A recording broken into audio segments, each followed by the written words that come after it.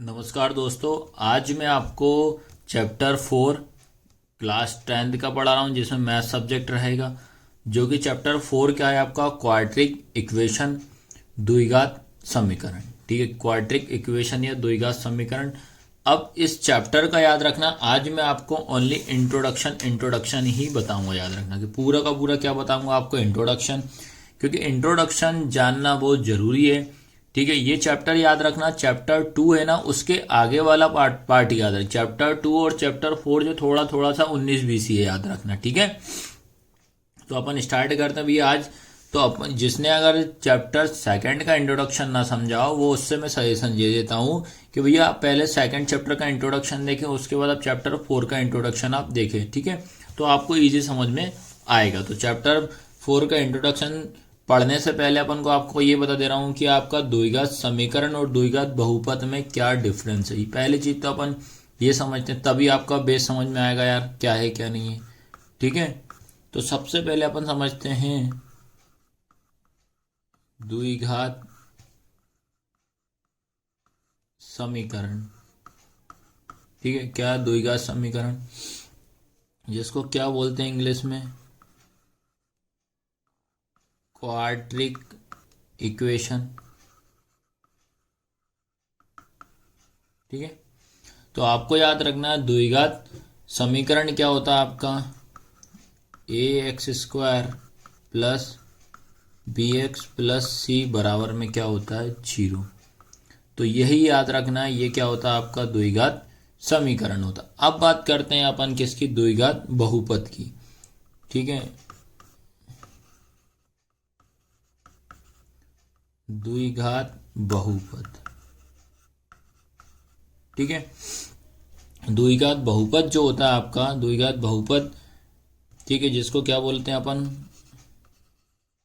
Quadric polynomial.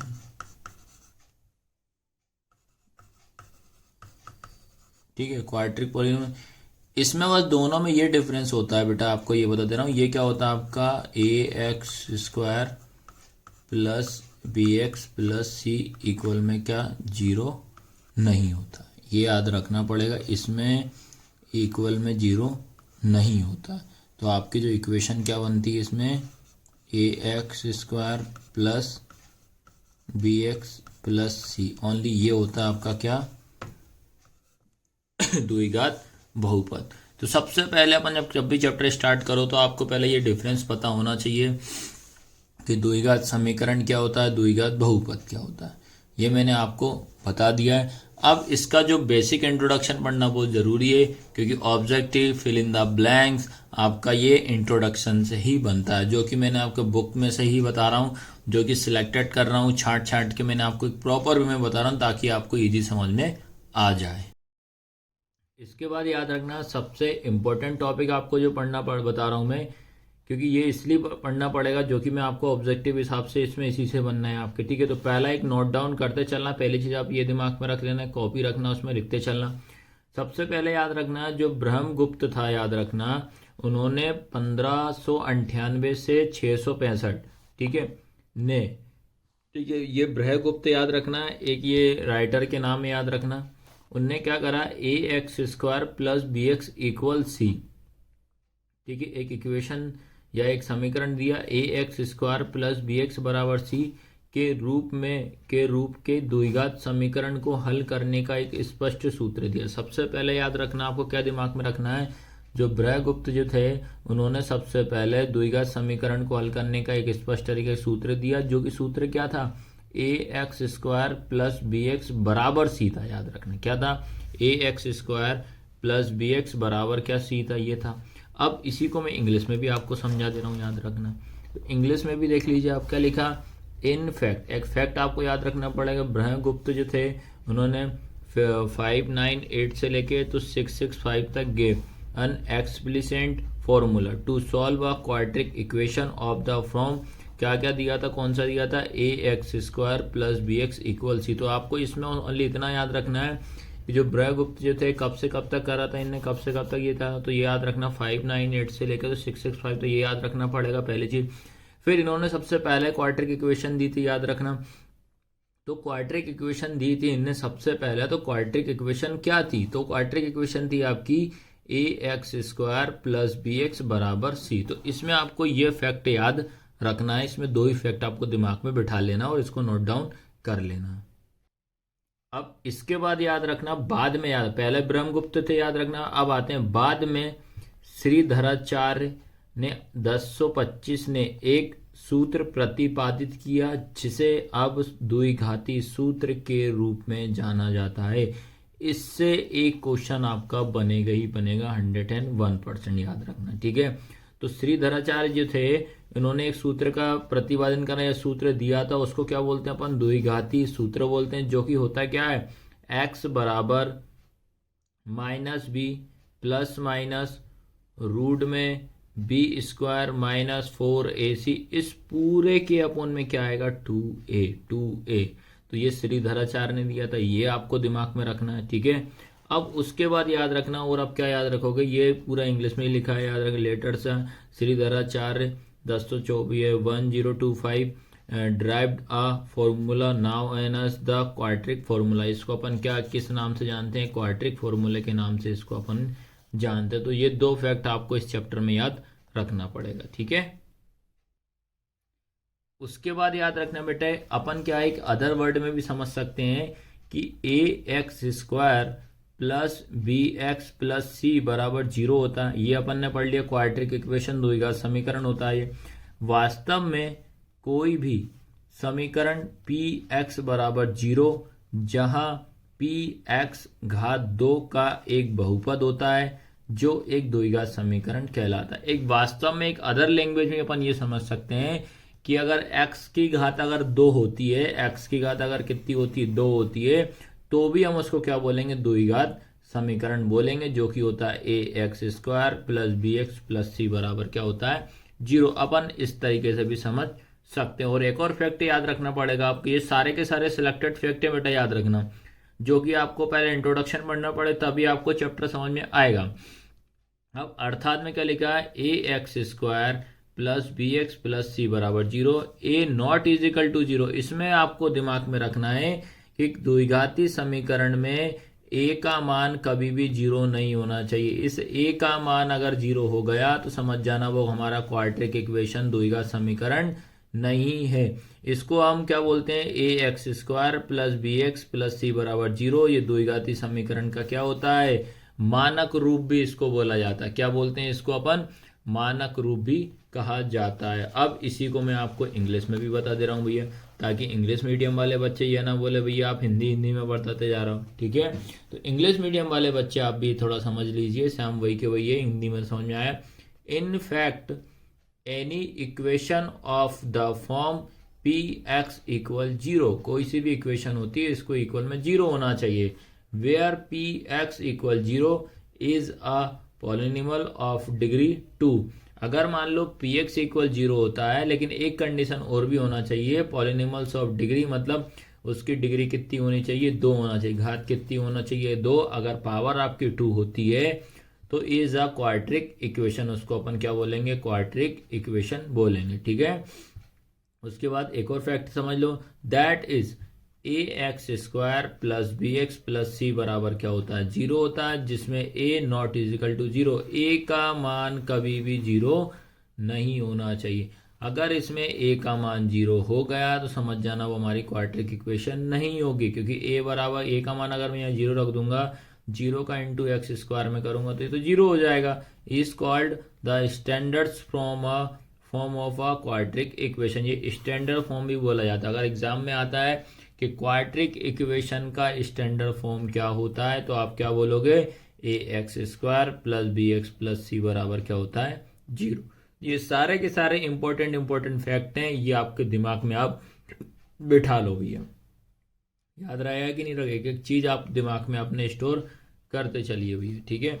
उसके बाद अब एक फैक्ट और दिमाग में बिठा लो आप लोग अपना, ये वाला फैक्ट याद रखना। ये फैक्ट क्या बता रहा, क्या लिखा है कि द्विघात बहुपद A X square plus B X plus C के शून्यांक और द्विघात समीकरण A X square plus B X C बराबर 0 के मूल एक ही होते हैं। अगर जैसे एग्जाम में अगर आपसे पूछता है, आपको क्वाड्रेटिक इक्वेशन दी है, आपको एक इक्वेशन दी है, आपसे बोलता है कि इसके जीरोस निकाल लो। शून्यांक का मतलब होता है जीरोस, और मूल का मतलब होता है रूट। तो आपको इन दोनों का मतलब एक ही होता है।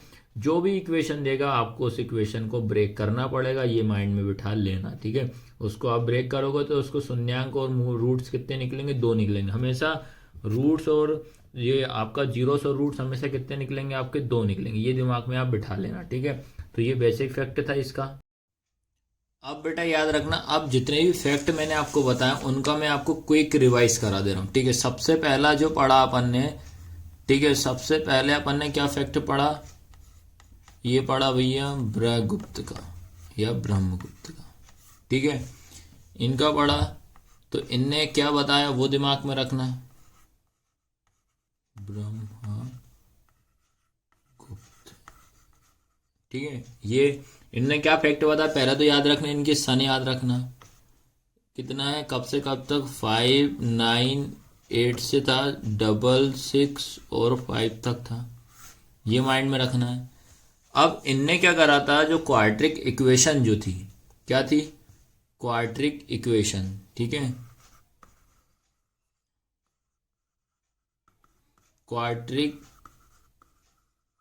इक्वेशन, ठीक है, जिसको अपन क्या बोलते हैं,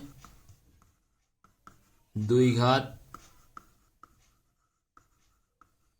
समीकरण, ठीक है। जो सबसे पहले इन्होंने दिया था द्विघात समीकरण को, ठीक है, क्वाड्रेटिक इक्वेशन को किस किस फॉर्म में दिया था इन्होंने सबसे पहले, ये आपको दिमाग में रखना पड़ेगा। तो आपको याद रखना किस फॉर्म में दिया था, ax² प्लस bx=c, इस फॉर्म में इन्होंने सबसे पहले दिया था, ये आपको याद रखना पड़ेगा, ठीक है। तो इसमें आपको यही फैक्ट याद रखना पड़ेगा, क्योंकि ये क्विक रिवाइज है, आपको इजी समझ में आ जाएगा भैया हमें क्या क्या पढ़ना है, कैसे हम माइंड में स्टार्ट कर सकते हैं। तो ये दिमाग में रखना है, इनकी ये सन याद रखना है, इनका नाम याद रखना पड़ेगा, इनने कौन सी किस तरह की इक्वेशन दी ये आपको याद रखना है। अब इसके बाद याद रखना, सेकंड नंबर पे आपको बता दे रहा हूं, सेकंड नंबर पे जो था आपके कौन थे भैया, श्रीधराचार्य। इनने क्या फैक्ट दिया, श्रीधराचार्य, ठीक है, जो कि अपन इंग्लिश में भी लिख दे रहा हूं, श्रीधराचार्य,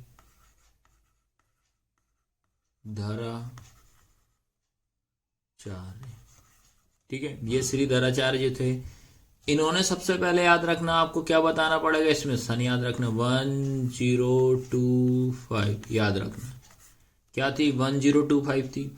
इनने एक फॉर्मूला दिया जिसको अपन क्या बोलते हैं, द्विघाती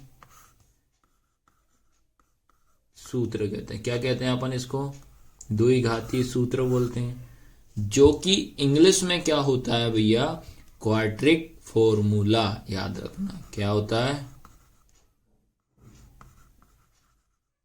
क्वाड्रेटिक फॉर्मूला, क्या होता है, क्वाड्रेटिक फॉर्मूला, ये आपको दिमाग में रखना। अब क्वाड्रेटिक फॉर्मूला दे दिया है तो क्वाड्रेटिक फॉर्मूला होता है क्या है, क्या होता है, x equal -b plus minus root में b² -4ac इस पूरे के अपॉन में 2a, ये आपको दिमाग में रखना है। क्या होता है द्विघाती सूत्र, क्या होता है, x बराबर -b प्लस माइनस रूट में, ठीक है, b² -4ac पूरे के अपॉन में 2a। इसके द्वारा भी बेटा हम क्या कर सकते हैं, हम जीरोस निकाल सकते हैं, हम रूट्स निकाल सकते हैं, ठीक है, यानी इसको बोलते हैं अपन शून्यांक या मूल भी ज्ञात कर सकते हैं। इतने फैक्ट आए कि नहीं आए समझ में कि नहीं आए, ठीक है। ये सारे के सारे जो बता रहा हूं सारे के सारे फैक्ट हैं, इंपॉर्टेंट फैक्ट हैं, ये लिखते चलना चैप्टर 4 के। अब बेटा इसके बाद आपको इसका थर्ड फैक्ट याद रखना पड़ेगा। थर्ड फैक्ट क्या याद रखोगे, ax² plus bx plus c बराबर 0, ठीक है। थर्ड फैक्ट में क्या है, आप सीधा सीधा ये भी समझ सकते हो कि अगर घात कितनी होनी चाहिए, 2, या डिग्री कितनी होना चाहिए, 2। अगर ये घात 2 या डिग्री 2 भी होती तब भी हम उसको क्या बोल सकते हैं, द्विघात समीकरण बोल सकते हैं। आया समझ में कि नहीं, तब भी हम इसको क्या बोल सकते हैं, द्विघात समीकरण। ठीक है, क्या बोल सकते हैं अपन, क्वाड्रिक इक्वेशन, ये भी अपन बोल सकते हैं। फैक्ट याद रखना। इसके बाद याद रखना है, इसमें आपका ये लिखा ax² plus bx plus c बराबर 0, जिसमें कि a not is equal to 0, a का मान कभी भी 0 नहीं होना चाहिए। इस a की वैल्यू अगर 0 हो जाएगी तो हमारी ये क्वाड्रिक इक्वेशन नहीं होगी। ये आपको फैक्ट याद रखना पड़ेगा। याद रहेगा ना, a की वैल्यू कभी 0 नहीं होना चाहिए। उसके बाद जो कि हम इसको अपन ax² plus bx plus c बराबर 0, इसको अपन बोलते हैं, ये होता है एक स्टैंडर्ड। याद रखना है क्या होता है अपना, ये एक स्टैंडर्ड फॉर्म होता है। ठीक है, या इसको बोल सकते हैं अपन मानक रूप। मानक रूप किसका होगा, द्विघात समीकरण का, क्वाड्रिक इक्वेशन का। तो ये फैक्ट आपको याद रखना है, क्योंकि ये ऑब्जेक्टिव बेस पे बहुत इंपॉर्टेंट है। पूरे सिलेक्टेड हैं भैया, बहुत मेहनत लगी आपको इनको आपको बताने के लिए। प्लस साथ में पहले तो ढूंढा, पूरा मटेरियल इधर उधर से कलेक्ट करा, फिर आपको शेयर करा कि ताकि आपको किस तरीके से इसको समझ में आ जाए आपको। अब इसके बाद अगला फैक्ट आपको याद रखना पड़ेगा। ये फैक्ट मोस्ट इम्पोर्टेंट है और इसका एक क्वेश्चन एमपी बोर्ड हो चाहे सीबीएसई हो, उनके लिए जरूर आता है। ठीक है, क्या याद रखना है, द्विघात। ठीक है, क्या याद रखोगे, द्विघात समीकरण। ठीक है, द्विघात समीकरण ax² plus bx plus c बराबर क्या होता है, 0 के मूल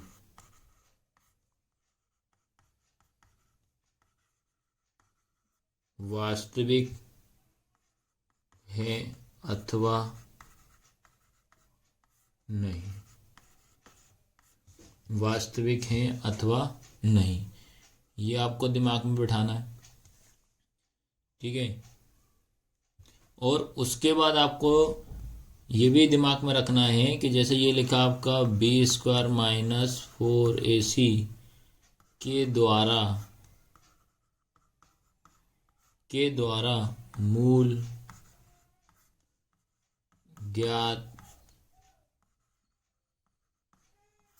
ज्ञात किया जाता है। ठीक है, मूल ज्ञात किया जाता है, एक ये भी आपको ध्यान रखना पड़ेगा। ठीक है, इंग्लिश में भी लिख दे रहा हूँ ताकि आपको नोट्स बनाने में किसी तरह की कोई दिक्कत परेशानी ना हो। इंग्लिश में क्या आएगा आपका, the quadric equation ax² plus bx plus c बराबर 0 हैज टू, क्या आएगा, has two equal real roots in this case. ठीक है, आपको ये पूरे के पूरे फैक्ट याद रखना पड़ेगा। अब आपको ये भी याद रखना पड़ेगा कि जैसे अपन ने बता दिया मैंने आपको कि जैसे मूल ज्ञात कर सकते हैं, तो उन मूल ज्ञात करने के लिए आपको एक फॉर्मूला याद करना पड़ेगा, जिसका एक क्वेश्चन फाइनल पेपर में आपका 101% देखने को मिलेगा, जिसे हम क्या बोलते हैं, डिस्क्रिमिनेट। याद रखना क्या बोलते हैं, डिस्क्रिमिनेट, जो कि क्या बोलते हैं, विविधकर। ठीक है, क्या बोलते हैं इसको, विविधकर। डिस्क्रिमिनेट मतलब क्या होता है, विविधकर, जो कि जिसका फॉर्मूला क्या होता है, b² - 4ac। याद रखना b² - 4ac, जो कि जिसमें अपन इसमें आपको 3 कंडीशनें पढ़नी पड़ेंगी। वो 3 कंडीशन क्या क्या है वो मैं आपको अब बताने वाला हूँ। इस 3 कंडीशन से एक क्वेश्चन आपका आता ही आता है, डिस्क्रिमिनेट मतलब विविधकर से। अब आपको डिस्क्रिमिनेट की आपको 3 कंडीशन पढ़नी पड़ेगी। पहली कंडीशन है सबसे पहली वाली, b² - 4ac बड़ा है 0 के। याद रखना बड़ा है 0 के। सेकंड, b² - 4ac बराबर है 0 के। लास्ट कंडीशन पढ़नी पड़ेगी आपको, b² - 4ac छोटा है 0 के। याद रखना ये वाला जो साइन जो होता है ये बड़े का साइन होता है। जहाँ भी बड़ा नंबर आता है वहाँ लगता है, ये साइन हमेशा लगता है छोटे के लिए। आया सबको समझ में कि नहीं आया? तो ये 3 कंडीशन आपको पढ़नी पड़ेगी। फिर इसके आपको नेचर बताना पड़ेगा, मूलों की प्रकृति क्या होती है वो आपको बताना पड़ेगा। तो सबसे पहले शॉर्ट ट्रिक के हिसाब से याद रखना, जब डिस्क्रिमिनेट को आप सॉल्व करोगे, डिस्क्रिमिनेट हमेशा क्या होता है, डी। डिस्क्रिमिनेट या विविधकर जो होता है, जिसको हम डी से डिनोटेट करते हैं। किससे डिनोटेट करते हैं, डी से। जो कि इसमें अगर डी का मान प्लस में आया या डी का मान आपका मतलब 48 आया, डी की वैल्यू आपकी 6 आई, वो कैसी आनी चाहिए, प्लस में आना चाहिए। किस में आना चाहिए बेटा, प्लस में आना चाहिए। इसमें अगर सेकंड में क्या होता है, डी की वैल्यू हमेशा कैसी आएगी, 0। डी की वैल्यू कैसी आएगी, 0। ये याद रखना पड़ेगा। इसमें आपको याद रखना है डी की वैल्यू कैसी आएगी, माइनस में। डी की वैल्यू आएगी -16, डी की वैल्यू आएगी -4। तो आपको अभी इसमें इतना याद रखना है, जब भी आपका अगर बड़े का साइन आता है या बड़ा नंबर रहता है तो आपकी वैल्यू हमेशा किसकी आएगी, प्लस की आएगी। इसमें सीधा सीधा सिंपल है कि आपका इसमें 0 आना है। इसमें डी की वैल्यू हमेशा काय में आएगी, नेगेटिव मतलब माइनस में आएगी। तो ये पहली चीज आपको याद रखना है। और एक चीज और याद रखना है आपको, डिस्क्रिमिनेट जो होता है, विविधकर जो होता है, इसको हम डी से दर्शाते हैं। ठीक है। अब उनने पूछा कि इनकी प्रकृति बताओ, मतलब इनका नेचर बताओ, क्या क्या नेचर होता है इनका। ठीक है, क्या पूछ दिया अपन से, नेचर। तो आपको याद रखना है इसका नेचर क्या होगा, इसके मूल कैसे होंगे, वास्तविक होंगे। क्या होंगे इसके, वास्तविक मूल होंगे। याद रख, ठीक है। जो कि अपन इसको इंग्लिश में क्या बोलोगे आप, रियल रूट्स। ठीक है, रियल रूट्स याद रखना। फिर अगर मान लो डी का मान 0 आता है तो क्या वो लिखेंगे अपन इसमें, वास्तविक तथा बराबर मूल। ठीक है, वास्तविक तथा बराबर क्या लिखेंगे, रियल एंड इक्वल रूट्स। ठीक है, ये लिखेंगे। उसके बाद इसमें लास्ट में क्या लिखोगे आप, वास्तविक मूल नहीं है। क्या लिखेंगे, नो रियल रूट्स। तो ये आपको विशेष तौर पे याद रखना है। एक बार और मैं आपको अच्छे समझा दे रहा हूं। आपको याद रखना है, जब भी आपका डिस्क्रिमिनेट फाइंड करना है और उसमें आपसे नेचर पूछता है, तो आपको इस 3 कंडीशन याद रखनी पड़ेगी। याद रखना, पहली कंडीशन एक बार और इस राइटिंग फटाफट रिवाइज करा दे रहा हूँ, b² - 4ac बड़ा है 0 के। सेकंड कंडीशन, b² - 4ac बराबर है 0 के। b² - 4ac छोटा है 0 के। जिसमें कि डी का मान हमेशा याद रखना किस में आना चाहिए, प्लस में आना चाहिए। जैसे डी का मान प्लस का 48 आया, प्लस का 6 आया, जो भी रहेगा प्लस में आना चाहिए। इसमें डी का मान किस में आना चाहिए, जीरो में आना चाहिए, जीरो आना चाहिए। जैसे अगर आएगा जीरो कैसे आएगा, जैसे 48 माइनस 48, इनको माइनस करोगे तो जीरो हो जाएगा। ऐसे ही इसमें याद रखना डी का मान काय में आएगा, माइनस में, तो इसमें बड़े नंबर का साइन लगाएंगे तो काय का साइन आएगा माइनस में, तो ये काय में आना चाहिए, माइनस में। इतना समझ गए। अब इन साइनों को देखकर ही अपन बताएंगे कि इनका नेचर क्या है। तो पहले चीज याद रखना, इनका नेचर जो आएगा, मूलों की जो प्रकृति रहेगी, इसमें क्या आएगा, वास्तविक मूल रहेगा और रियल रूट्स रहेगा। वास्तविक तथा बराबर मूल रहेगा, रियल एंड इक्वल रूट्स रहेगा। इसमें वास्तविक मूल नहीं है, नो रियल रूट्स। तो ये कंडीशन आपको याद रखनी पड़ेगी, जो कि पेपर में 101% बेटा आपको देखने को मिलेगा, चाहे सीबीएसई हो चाहे वो आपका एमपी बोर्ड वाले बच्चों के लिए। तो ये समझ में आया कि नहीं आया। अब मान लो एक क्वेश्चन में आपका एग्जाम्पल के तौर पे इसका समझा दे रहा हूँ, XYZ कोई सी भी एक नंबर ले लेता हूँ। आप बोलोगे भैया आपने ये तो बता दिया, पर हम कैसे पहचानेंगे भैया कि ये कौन सी कंडीशन लगेगी, ठीक है, वो भी मैं आपको क्लियर करा दे रहा हूँ मैं। अब बेटा आपको याद रखना है, एक एग्जाम्पल से आपको समझा दे रहा हूँ कैसे क्या लिखेंगे, क्या नेचर आएगा, कैसे डी का मान प्लस आएगा, कैसे डी का मान माइनस आएगा, कैसे डी का मान बराबर आएगा। तो सबसे पहले चीज याद रखना है कि एग्जाम्पल ले लेते हैं अपन, 2x² minus 3x plus 5 equal 0। ठीक है। अब सबसे पहला काम याद रखना है, इसमें अपन को चेक करना है, तो पहले आप ए बी सी की वैल्यू निकालोगे। तो इसमें जो ए की वैल्यू हो जाएगी 2, बी की वैल्यू क्या हो जाएगी -3, सी की वैल्यू हो जाएगी 5। अब कैसे निकाला भैया, ये आप इतनी जल्दी भूल गए क्या, ax² plus bx plus C बराबर क्या होता है 0। ये हो गई a की वैल्यू, ये हो गई b की वैल्यू, ये हो गई c की वैल्यू। ठीक है, आया समझ में कि नहीं। अब उसके बाद अपन ने पढ़ा है कि डिस्क्रिमिनेंट का फॉर्मूला क्या होता है, विविध कर का। तो d बराबर क्या होता है, b² माइनस 4ac, ये होता है कि नहीं होता। अब अपन ने d लिखा, उसके बाद ये b लिखा है, तो कितना आएगा -3। तो क्या लिखेंगे, -3 का स्क्वायर, फिर ये वाला -4 इंटू ए की वैल्यू कितनी हो जाएगी 2 इंटू 5 हो जाएगी। फिर d, अब लिखा -3 का स्क्वायर, -3 का स्क्वायर इसको दो बार लिखेंगे यार, रफ में समझ ली, -3।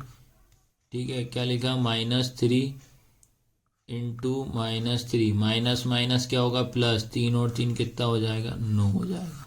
ठीक है, तो -3 का स्क्वायर कितना हो जाएगा 9 हो जाएगा, -4 2 ज़ा 8, 8 5 ज़ा 40, 8 5 40 हो जाएगा।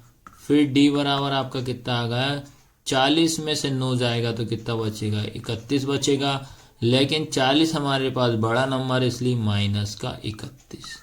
तो इसका मतलब ये आ रहा है बेटा, जो d जो है, d की वैल्यू क्या आई है अपने पास, माइनस में आई है। तो माइनस में जब आएगी तो आपका नेचर क्या हो जाएगा, नेचर मतलब प्रकृति क्या हो जाएगी, अपने रूट्स की मतलब मूल की। याद रहेगा कि नहीं रहेगा। आप क्या लिखोगे इसमें लास्ट में, जब माइनस आएगा तो क्या लिखेंगे, वास्तविक मूल नहीं है, नो रियल रूट्स। क्या लिखेंगे, नो रियल रूट्स। आया सबको समझ में कि नहीं आया। तो इस तरीके से आपको इनको सॉल्व करना रहेगा, ये वाले क्वेश्चनों को। अब याद रखना बेटा, आपको इसमें ये बता रहा हूं कि अब आपको जो लास्ट टॉपिक इसका पढ़ना पड़ेगा, आइडेंटिटी मतलब फॉर्मूले वाले पढ़ने पड़ेंगे, सूत्र क्या क्या पढ़ने पड़ेंगे, जो कि आपका 4.1 के लिए 100% आपको याद करना पड़ेगा। आया समझ में कि नहीं आया। तो सबसे पहले याद रखना पड़ेगा, सबसे पहले आपको याद रखना पड़ेगा a प्लस बी का स्क्वायर। ठीक है, तो a प्लस बी का स्क्वायर क्या होता है, a का स्क्वायर प्लस b का स्क्वायर प्लस 2ab। पहले ये याद रखना पड़ेगा। सेकंड नंबर पे याद रखना पड़ेगा ए या माइनस वाला का क्या आएगा, ए माइनस बी का स्क्वायर। क्या होता है जब माइनस अगर आता है तो क्या करेंगे, ए का स्क्वायर प्लस बी का स्क्वायर माइनस 2ab। ये आइडेंटिटी आपकी 4.1 में लगेगी, याद रखना। उसके बाद थर्ड नंबर पे आपको पढ़ना पड़ेगा ए का स्क्वायर माइनस बी का स्क्वायर बराबर होता है ए प्लस बी फिर ए माइनस बी। क्या होता है, ए प्लस बी ए माइनस बी। ठीक है, ये आइडेंटिटी याद रखनी पड़ेगी। उसके बाद फोर्थ नंबर की आपको याद रखनी पड़ेगी ए प्लस बी की घात 3। क्या होती है, ए की पावर 3 ए का क्यूब प्लस बी का cube plus 3a square B plus 3a B square 3a B square. ये आइडेंटिटी आपको याद रखनी पड़ेगी। उसके बाद फिफ्थ नंबर पे आपको क्या करनी पड़ेगी, माइनस वाली ए माइनस बी की पावर 3। ठीक है, तो इसमें आपको क्या करना पड़ेगा, सारा सेम याद करना पड़ेगा, बस साइन आपका माइनस जाएगा। तो क्या होगा, ए की घात 3 माइनस बी की घात 3 minus 3a square B minus 3a B square 2। तो ये इतनी सारी आइडेंटिटीज हैं, ओनली 5 फॉर्मूले हैं, ये आपको पढ़ना ही पड़ेगा। ये चीज़ आपको दिमाग में रखना है, क्योंकि आपको आइडेंटिटी देख के ही पहचानना पड़ेगा कि इसमें कौन सी क्या आइडेंटिटी लग रही है। तो एक डेमो तौर पे मैं आपको बता दे रहा हूँ, एग्जाम्पल के तौर पे आप खुद मुझे बताना कौन सी क्या आइडेंटिटी इसमें यूज़ हो रही है। जैसे एग्जाम्पल के तौर पे एक क्वेश्चन लिया है, मैंने ये लिखा x प्लस 1 की पावर 2 ये लिया है। ठीक है, या इसके बाद ले लिया अपन ने x माइनस 2 की पावर 2 ले लिया है, या लिखा x प्लस 2 की पावर 3 लिया। ठीक है, ये लिखा है।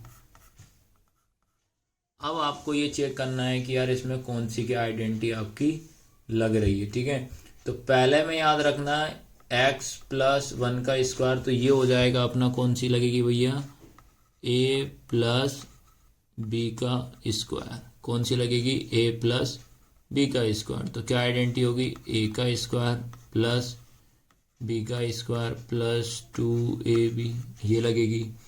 उसके बाद ये आ रही है माइनस वाली, माइनस में क्या आएगा, a माइनस बी का स्क्वायर। तो क्या होगा, a का स्क्वायर प्लस बी का स्क्वायर माइनस 2ab। उसके बाद अगली क्या लग रही है, a प्लस बी की घात 3। तो क्या लगेगी इसमें आइडेंटिटी, a की घात 3 प्लस बी की घात 3 plus 3a square B plus 3a B square. तो इस तरीके से आपको आइडेंटिटी पहचानना आना चाहिए। तो ये 4.1 में आपको मालूम होना चाहिए। तो इस तरीके से मैंने चैप्टर 4 का 1 बाय 1 करके पूरा इंट्रोडक्शन आपको बता दिया है। और इस बार याद रखना बेटा, मैं चैप्टर स्टार्ट करने से पहले सारे चैप्टरों का इंट्रोडक्शन बताऊंगा, तभी आपको समझ में आएगा। ठीक है, वीडियो कैसी लगी, आज की क्लास कैसी लगी भैया, लाइक शेयर सब्सक्राइब जरूर करना है। अगर आपका प्यार ऐसा बना रहेगा तो भैया और हम मेहनत करेंगे आप लोग के लिए, ये चीज़ आप ध्यान रखना है। ठीक है, तो आपका बहुत बहुत धन्यवाद क्लास में बने रहने के लिए।